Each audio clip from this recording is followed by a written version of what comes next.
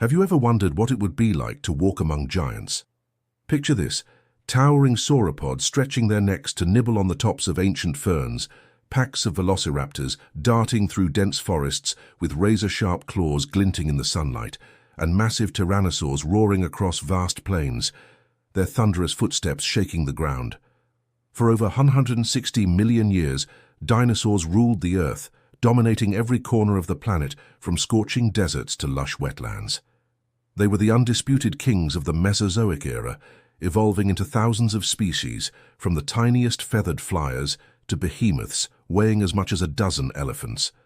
But then, in what seems like the blink of a geological eye, they vanished. Gone. Wiped from the face of the Earth, leaving behind only fossils and a lingering mystery that has puzzled scientists for centuries.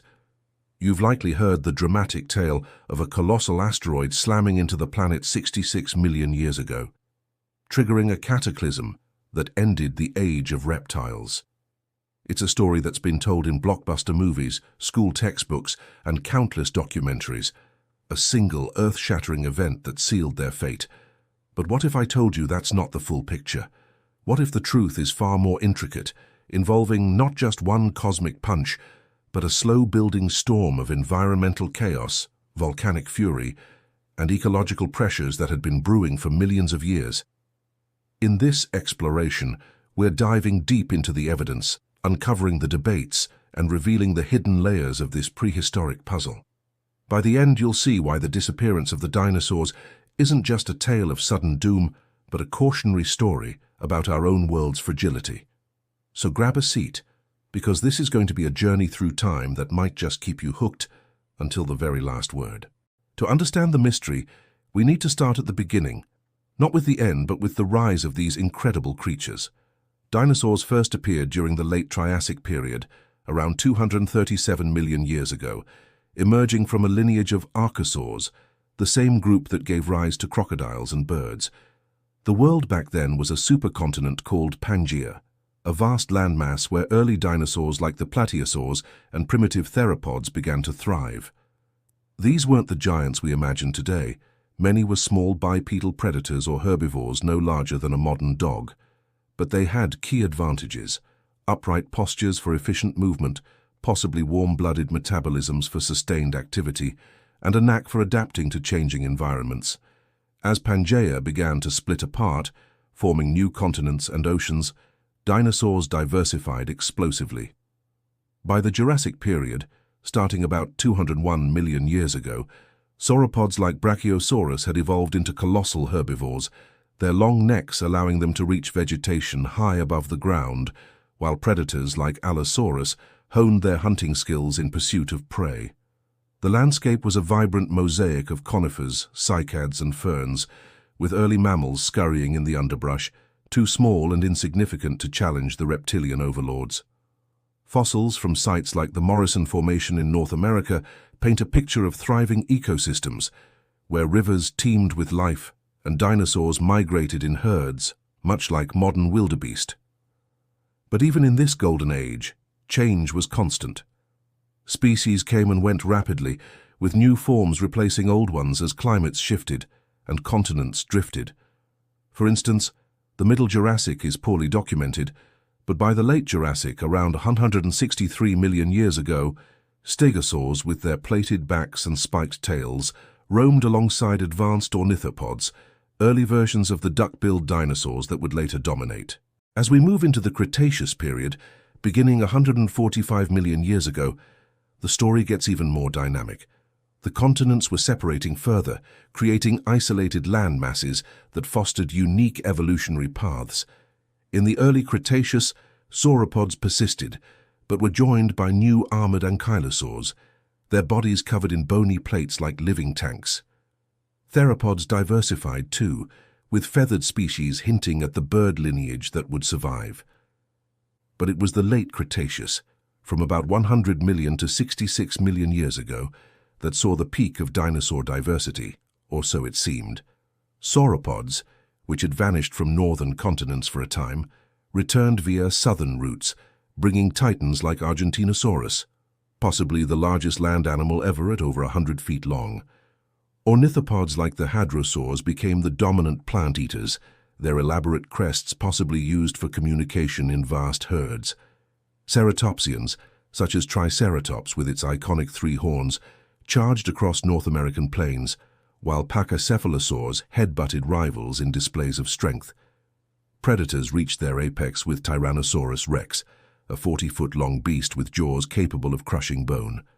Asia and North America, connected by land bridges, shared similar faunas, with fossils from the Hell Creek Formation in Montana revealing a world teeming with life right up to the end. Yet beneath this apparent prosperity, cracks were forming. The fossil record, though incomplete, shows a pattern of turnover. Stegosaurs disappeared entirely. Ankylosaurs evolved new forms, and overall, the rate of new species emerging began to slow. Paleontologists have long noted that dinosaur communities weren't static. They were in a constant state of flux, driven by competition, predation, and environmental shifts. For example, the rise of flowering plants or angiosperms around 125 million years ago transformed landscapes, providing new food sources but also altering habitats in ways that favored some dinosaurs over others. Hadrosaurs, with their efficient grinding teeth, thrived on these tougher plants, potentially outcompeting ceratopsians and ankylosaurs in some regions. Now let's address the elephant, or rather the T-Rex, in the room. The end of the Cretaceous marked by the infamous KPG boundary, a thin layer of rock that separates the world of dinosaurs from the one that followed. This boundary, once called KT for Cretaceous Tertiary, is a global marker found in sediments from Italy to ocean cores off Antarctica. It's here that the story takes a dramatic turn. For decades, scientists puzzled over what caused the mass extinction that wiped out not just non-avian dinosaurs, but also pterosaurs, mosasaurs, plesiosaurs, ammonites, and up to 75% of all species. Early ideas were wild and varied. Perhaps dinosaurs grew too large and cumbersome, their massive bodies unable to sustain them in a changing world. Or maybe their eggshells thinned due to environmental toxins, leading to reproductive failure. Some speculated that rising mammals devoured dinosaur eggs en masse, or that diseases swept through populations like a prehistoric plague. Even cosmic radiation from a nearby supernova was proposed, bombarding Earth with lethal X-rays. These notions, while creative, lacked solid evidence and have largely been discarded. Dinosaurs coexisted with mammals for over 150 million years without issue, and fossil eggs show no widespread thinning. Size wasn't a problem either. The largest sauropods lived millions of years before the end. Instead, the focus shifted to more grounded explanations, drawing from geology, chemistry, and paleontology. The breakthrough came in 1980 with the Alvarez hypothesis, named after physicist Luis Alvarez and his geologist son Walter. They noticed something peculiar in that KPG layer, an unusually high concentration of iridium, a rare metal on Earth's surface but abundant in asteroids and meteorites. In places like Gubbio, Italy, iridium levels spiked to 20 times the normal crustal abundance, suggesting an extraterrestrial origin. Their theory posited that a 6 to 10 mile wide asteroid struck Earth at tremendous speed, vaporizing rock and ejecting billions of tons of debris into the atmosphere.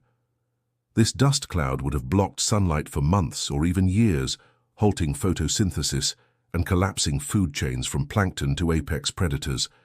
Temperatures plummeted in an impact winter, acid rain fell from sulfuric compounds, and wildfires raged across continents. The smoking gun, the Chicxulub crater, a 93-mile-wide scar buried under the Yucatan Peninsula in Mexico, discovered in the 1990s through geophysical surveys and drilling. Dated precisely to 66 million years ago, it matches the KPG boundary perfectly. Core samples reveal shocked quartz, minerals deformed by immense pressure only achievable through hypervelocity impacts, and tektites, glassy droplets formed from melted rock scattered across nearby fossil sites. The impact's energy, equivalent to billions of atomic bombs, would have triggered tsunamis hundreds of feet high, earthquakes rippling globally, and a heat pulse that ignited forests thousands of miles away. Marine life suffered immediately. Foraminifera, tiny plankton at the base of ocean food webs, vanished abruptly, as did ammonites and belemnites. On land, the effects were devastating for large herbivores reliant on abundant vegetation, leading to starvation cascades up the trophic levels. But here's where the truth they've never told you starts to emerge. The asteroid might not have acted alone. While it's the most widely accepted trigger for the sudden die-offs, especially in the oceans, evidence suggests dinosaurs were already in trouble before the rock from space delivered the knockout blow.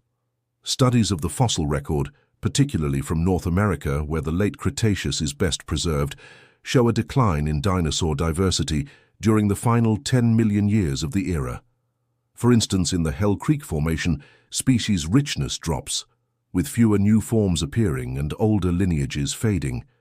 Bayesian analyses of over 1,600 fossil occurrences from key families like hadrosaurs, ceratopsids, and tyrannosaurids reveal that extinction rates began exceeding speciation rates around 76 million years ago during the late Campanian stage. This wasn't a uniform crash. Herbivores declined first, possibly due to competition, with hadrosaurs outcompeting ankylosaurs and ceratopsians for resources. Carnivores followed suit, their fates tied to dwindling prey. Age-dependent extinction patterns emerged too. Older species were more vulnerable, suggesting a lack of evolutionary innovation in adapting to new pressures. What were these pressures? Global climate cooling plays a starring role. Proxy data from oxygen isotopes in marine shells indicate a 7 to 10 degree drop in temperatures over the late Cretaceous, shifting from a greenhouse world to cooler, more seasonal conditions. This would have stressed ectothermic or partially endothermic dinosaurs, altering vegetation patterns and migration routes. Sea levels fell as well, exposing continental shelves and changing habitats, though models show this had less direct impact than temperature. Enter another culprit, volcanism on a scale that's hard to fathom. In what is now Western India, the Deccan Traps erupted over hundreds of thousands of years, spewing lava that covered 200,000 square miles in layers up to 6,000 feet thick. These flood basalts released massive amounts of carbon dioxide, sulfur dioxide, and other gases, enough to warm the planet initially, then cool it as aerosols reflected sunlight. Sulfur compounds could have formed acid rain, poisoning soils and waters, while CO2 contributed to ocean acidification, harming shelled organisms. Timing is key. Some eruptions predated the Chicxulub impact by up to 300,000 years, with pulses continuing afterward. Geochemical studies in 2019 yielded mixed results. One team argued major degassing happened pre-impact, weakening ecosystems, while another suggested the bulk occurred post-impact with limited extinction effects. The debate rages. Did volcanism prime the pump, making the world more vulnerable to the asteroid's strike? Or was it a secondary player? Evidence from mercury levels in sediments, a proxy for volcanic activity, spikes around the KPG, supporting a role in atmospheric disruption. Combined with the asteroid, this 1-2 punch could explain the uneven extinctions, abrupt in oceans from impact shock, gradual on land from prolonged climatic stress. Delving deeper, ecological dynamics add another layer to this complex narrative.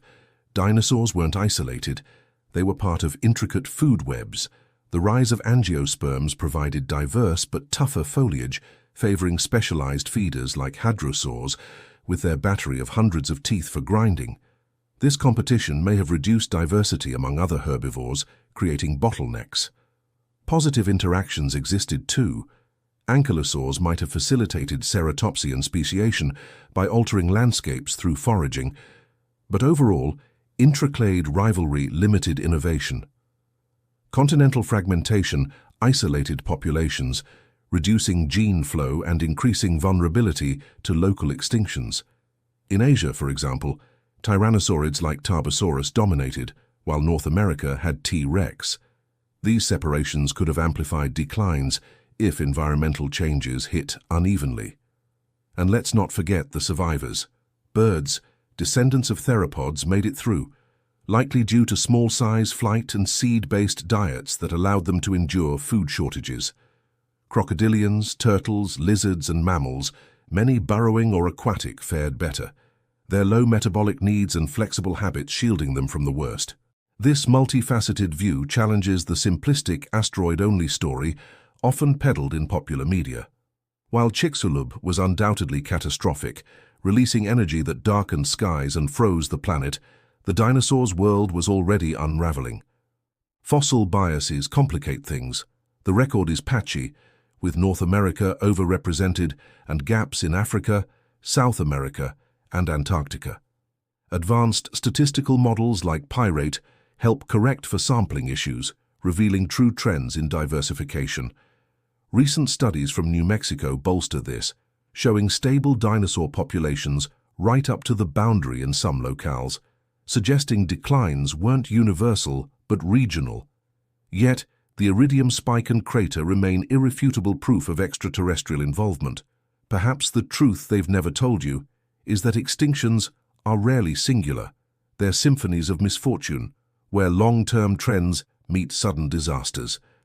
Imagine a stressed ecosystem, battered by cooling climates and volcanic haze, then hammered by an asteroid. It's a perfect storm. Reflecting on this, the dinosaurs' fate holds lessons for today. Our world faces similar pressures. Climate change driven by human emissions mirrors Deccan warming, while biodiversity loss echoes late Cretaceous declines. Asteroid threats persist too. NASA tracks near-Earth objects, but vigilance is key. Paleontologists continue drilling into Chicxulub and analyzing Deccan lavas, piecing together timelines with ever finer precision. New technologies, like isotopic dating and AI-driven fossil analysis, promise more revelations.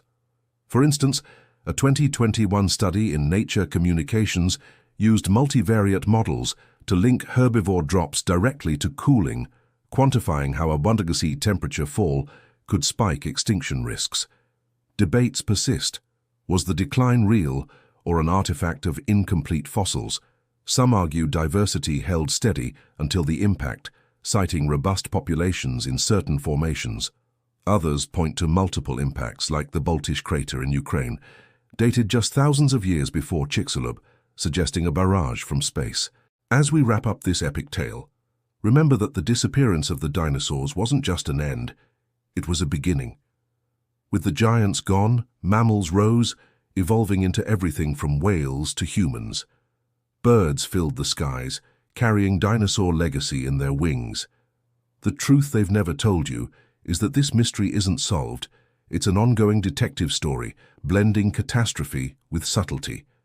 It reminds us that life is resilient yet fragile, shaped by forces beyond control. If this journey through prehistoric intrigue has sparked your curiosity, dive deeper into the sources, question the narratives, and appreciate the science unraveling our past. What do you think caused the dinosaurs' downfall? Share in the comments below.